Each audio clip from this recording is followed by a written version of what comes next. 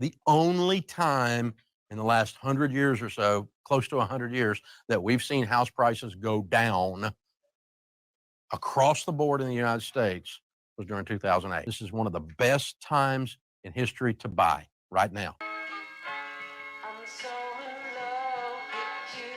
Welcome back to Real Estate Mindset. Today's video is going to be absolutely bonkers. Now, the data is in, and today what we're going to do is a reaction video on some of the happenings with Dave Ramsey. And the reaction video is going to be based on a new YouTube video that he recently updated that I had some subscribers wanting me to make this video. But the name of the video is Dave Ramsey still right about the housing market? Well, I'd say according to all these plaintiffs that he wasn't right about everything about the housing market, at least according to them. And as you guys can see here by the name of this article, the Christian radio host Dave Ramsey faces a $150 million lawsuit from listeners who say they were defrauded by a timeshare exit company he promoted. And before I continue, I want you to know that these are only my opinions. This is only a reaction. I'm not saying anything with certainty, but I want you to know that some of the issues that I have, and I don't want to knock him for everything.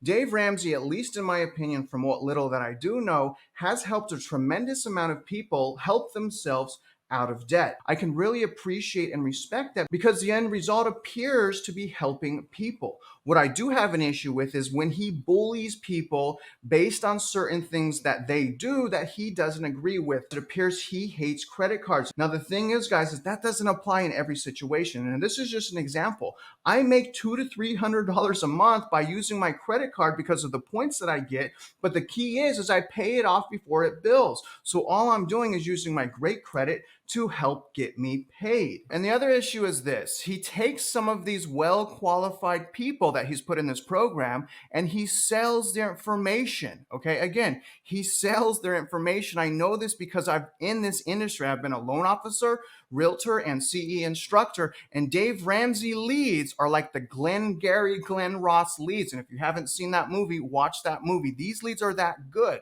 So I believe that this man has no choice, like many other people and influencers, but to continue the same narrative over and over and over again. So again, we'll dig into all of this today, but remember, you guys, I'm not a financial advisor, even though my bio is, like I said, a realtor, loan officer, and instructor in real estate in Texas. And if you guys can, please, for your boy, like this video, subscribe if you haven't already, shoot me a comment below, but either way, let's hop into the first part of this video. We're going to briefly go into this insider article before we really go into the video. I really want to show you guys the video and essentially what he's saying. But let's go over some of these bullet points. Now, we talked about the first one. The second one is Reed Hine offered to get paying customers out of timeshare deals, but often failed to do so. Lawyers say Ramsey was paid $30 million to promote Reed Hine over a period of 6 years. $30 million. Are you kidding me? That is so much money. Is timeshares really that big a problem? This goes on. Christian radio host Dave Ramsey is facing a $150 million lawsuit from 17 listeners. So basically 17 people or listeners are suing him for $150 million. The lawsuit was filed in April against Ramsey and marketing company Happy Hour Media Group in the Washington Western District Court. And here's their issues. Each of the 17 plaintiffs in April's lawsuit say they paid thousands for timeshare exit teams' services after listening to Ramsey's promotions. They say they were often advised to negotiate their own settlements with their timeshare companies and usually found it impossible to contact Reed Hine. This goes on. In the period Ramsey promoted Reed Hine, it's argued the company received a whopping $70 million in fees from customers, listen to this, referred to by the radio host. This dude is a lead generating machine, you guys. This is an institutional investor. I can't understand why so many people defend him, other than the fact that I get it. There's some very basic programs on how to get out of debt. But I'll tell you how to get out of debt right now. spend less than you make. This goes on. Instead of acknowledging the deception, Ramsey recorded a 9-minute radio segment in which he lashed out at anyone he felt to be responsible for Reed Hines' woes, the lawsuit stated. Those parties included timeshare companies and the Washington State Attorney General. What's really interesting about this is Reed Hines actually settled a lawsuit with the state of Washington back in 2021 and were fined $2.6 million. And it appears from reading this, he still promoted that company. And yet he fires people that have babies out of wedlock. So here's the video now. We're not going to go through the whole thing, but we're going to go through a lot of it. It will be linked in my description if you guys want to go to his channel yourself and watch the video. But again, this is just my opinion. This is just a reaction video, but I think it's going to be very interesting because here's the thing, you guys. Ramsey's bragging the whole time about how right he was. Anyways, just take a listen for yourself. We're starting to talk about the bubble, the housing bubble. It's gonna burst. It's gonna be another 07. You know, like the freak out. And then we did the big, the real estate reality check, calm everyone down. The big live stream. And so, you know. And real quick, guys, the bubble that he's referring to, just to put this in perspective, is the 50% run up in equity in house prices that happened in roughly less than 3 years. Just to put this in perspective, I know they're joking about a bubble not existing, but no time in history have home values gone up so quickly in such a short amount of time. Just to put it in perspective, let's keep going. You know, the market, we've said it's cooled down. It's not as insane as it was Thank God. Yep. So we're stabilizing. And so on Instagram, I know you love Instagram Reels. A guy had a whole thing about how the #1 market that's going to burst very soon is Nashville, and how Nashville, it's going to all this stuff. And then I went and read through the comments, and they were like, "Are you insane? Like, have you been to Nashville and seen the because it's still crazy in Nashville, right? I mean, like there are still fewer houses, more the people." Guy's still saying that? Yes, there's a guy and I just saw it the other week, and I was like, "Oh no, not Nashville," because we experience it here, and it's like people are still flocking and still moving here. So the first part of this video, what we're going to do is we're going to dig into Nashville. Not that I think it's important, but they're slamming this guy for Nashville, saying that, oh, he's still saying it's going to crash. So let's actually see the condition of Nashville by taking a look at some Redfin data. So here's a brief breakdown of Nashville. And what I'm seeing, first of all, is that median sales price is actually down 6.5% year over year. And this dude's doing a victory lap already, saying that everything's fine in Nashville, but yet he was wrong. Do you guys remember when Dave Ramsey said that home prices never go down except for 2008, even though we have data saying that they went down as early as 2006, 2009, 2010, and 2022, and actually even a little bit this year in January. You know, I think we can just stop and say, I told you so. But as you can see here, the median sales price is now $435,000. That's year over year of a loss of 6.5%. Median days on the market has ballooned. So obviously things ain't all they're cracked up to be in Nashville. And I also think it's important to notate this. Nashville started this year with a median sales price average of $446,000. Right now it's lower. It's $1,000 lower at $445,000. So I just wanted to let you guys know that they're knocking someone that kind of has a little bit of a valid point. Now, I don't think it's going to be the first to crash, but they have a valid point. And freaked out as it was, but overall, what are you seeing? I think, you know, I think we can just stop and say, I told you so, can't we? I mean, because we did. Like, what, 18 months ago, when everybody was frantic because the market had slowed down and interest rates were coming up, we did a 2-hour long live stream. I would imagine you could still watch it and go back and watch it. And I think you'll see in that we predicted exactly what has happened. Now, we don't always get it right, but we were using data, not emotions, to actually figure out what's going on. I wonder if the data that they were using was their profit margin. Not 100% sure, but based on what he said alone, there are already so many flaws in what this man is saying. The reality is unfortunately, and again, this is just my opinion, this dude does not know what he's talking about. First of all, we haven't even started quantitative tightening, 14 months ago? He's saying he did a live 18 months ago. You guys just heard this, a 2-hour live 18 months ago. Let me show you what he did. I know that this is petty, but in my opinion, he bullies so many people about, oh, I got it right, I got it right, I got it right. Dude, you didn't do it 18 months ago. You did it 10 months ago, and it was for only 1 hour.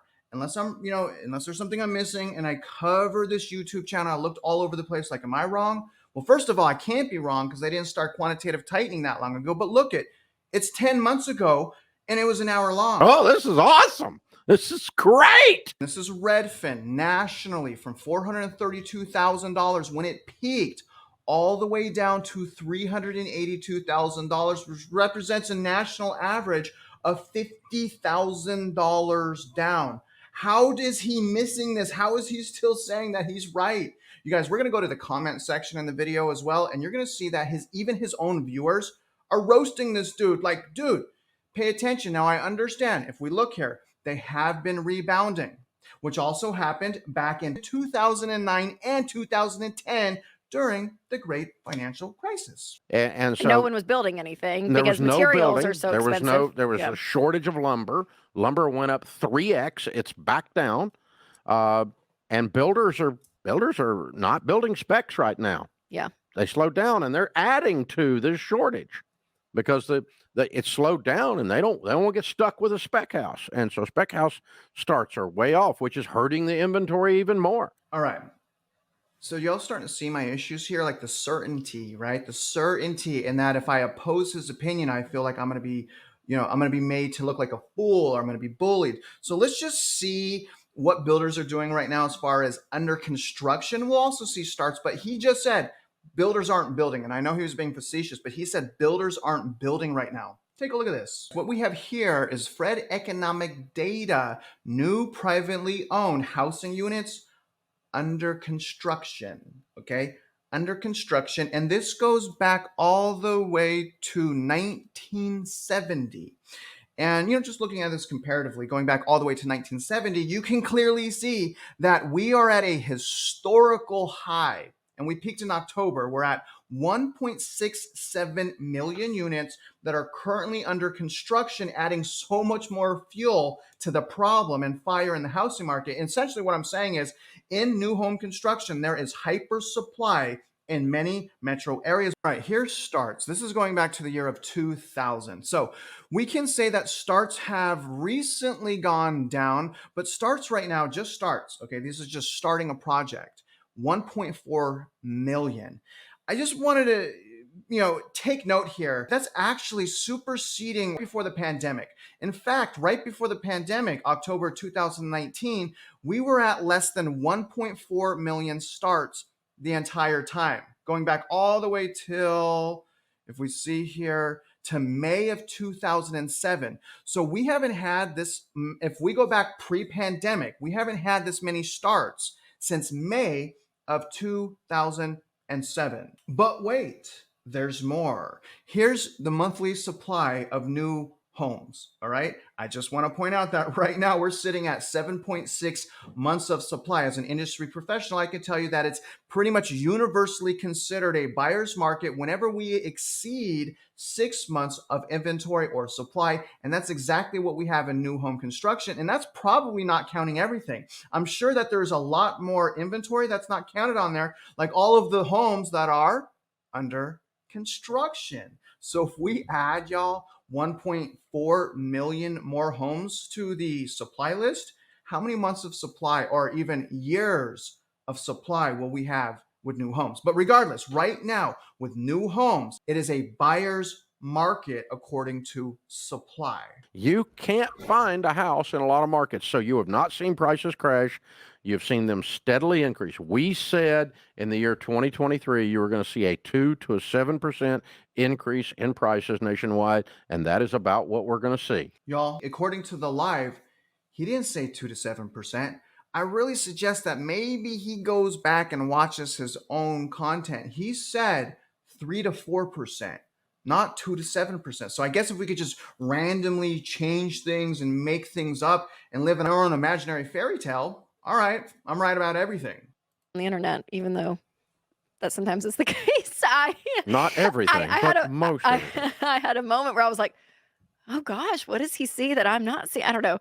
And then, I'm watching it again. I'm like, "That just doesn't feel right." And the funniest part is just going to the comments because And people just ripping the guy. everyone's like, "I'm a real estate agent in Nashville. Are you kidding me?" You Like, smoking yeah. something? All right, let's go to his comments now and let's play the same game and see what his viewers are saying. And y'all, there is some absolute gold here. I suggest you go here and read this for yourself because, oh my gosh, it's hilarious. Now, obviously, it doesn't appear that they're reading their own comments. They're just knocking the comments of others. But first comment here, very first one that comes up is, it was 9% interest on dirt cheap homes. So all the whole argument of, oh, interest rates used to be 10%, that's true. Historically, rates are low right now. But home value is not $90,000 right now. It's a lot more, okay? So that's what this is saying. It then became 3% interest on more expensive homes, and it's now over 7% interest on astronomically priced homes. At some point, Dave needs to address just how impossible it's becoming for some people to buy their first home. I like this one as well from Monster Pig. Everyone should revisit Dave Ramsey's comments back in 2008. It's deja vu. So according to Monster Pig, he was saying the exact same thing when the housing market was falling apart last time. The very next comment is also juicy and states, feel bad for the hardcore Dave Ramsey followers that got stuck saving money like crazy people to be able to afford a 15-year mortgage. If only they had taken out a 30-year mortgage prior to 2020, and that's absolutely correct. My first property that I purchased in Texas was only 3.5% down on a 30-year fixed rate mortgage, and I made over $150,000. Thank goodness I didn't follow Dave Ramsey's advice. Another comment here. Remember when Dave was like a year late in acknowledging inflation? Genius. Very next comment here. I wish I made millions to mislead society on the housing market.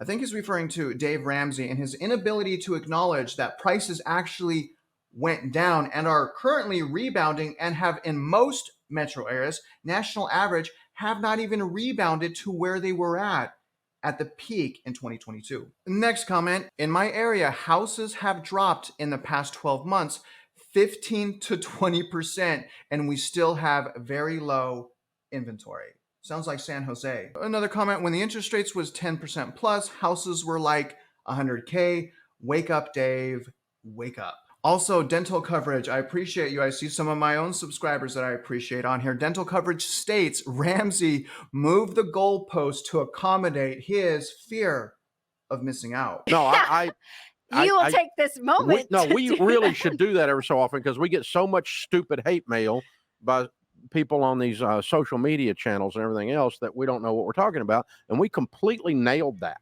Yeah. I mean, our team here and the Ramsey personalities looked at the data and we said, this is what's going to happen. And we hammered it. We nailed it. An interesting thing to think about right now is we're not even through 2023 yet. And the man is already making victory laps. In fact, we're not even halfway through 2023. And that's really a gripe I have with a lot of people that's saying that we were wrong about the crash because it's not over yet. You can't say we didn't go into a crash when this story's not done being told. Quantitative tightening still happened. Things are breaking, commercial real estate, okay? There's so many things that are going on, but y'all do me a favor. Was Dave Ramsey right about the housing market? Comment below. Don't forget to like this video. Let me know you liked it. Other than that, guys, if you're out there investing in real estate, I wish you luck, and I hope you win. I think we can just stop and say, I told you so, can't we?